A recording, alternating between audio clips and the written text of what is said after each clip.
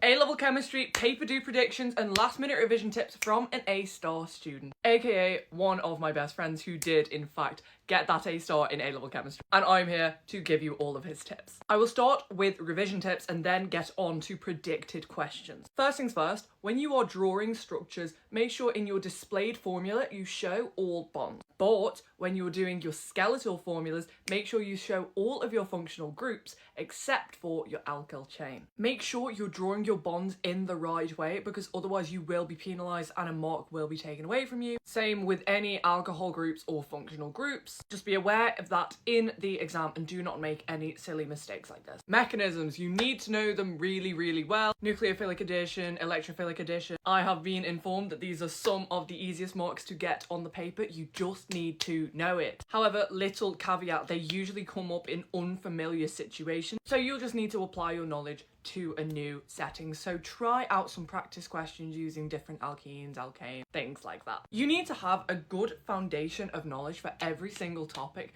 But the thing with chemistry is there's so much to know, you can really get into the nooks and crannies of every topic. As in, every topic has some really small, minute details that you might think, oh, it's quite insignificant. However, they love to put those things into the exam because they know that people won't revise them. It's important to get that high level understanding of everything first and foremost, because that's where most of the marks will come from.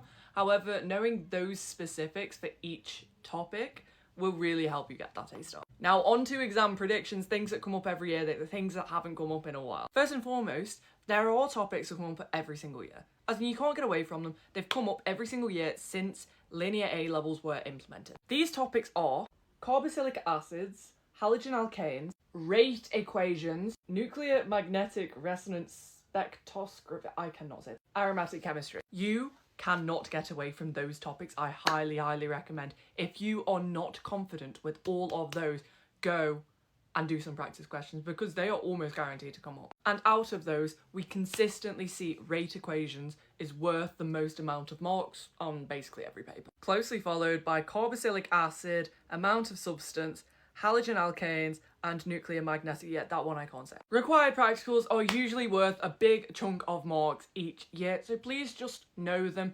These practicals, you've already done them, you've already applied your knowledge to them. It's not as if you're applying your knowledge to a new situation, so just make sure you know them and be prepared for a question on them. If you have any more exam predictions, be sure to leave them in the comments and follow for more daily A-level tips.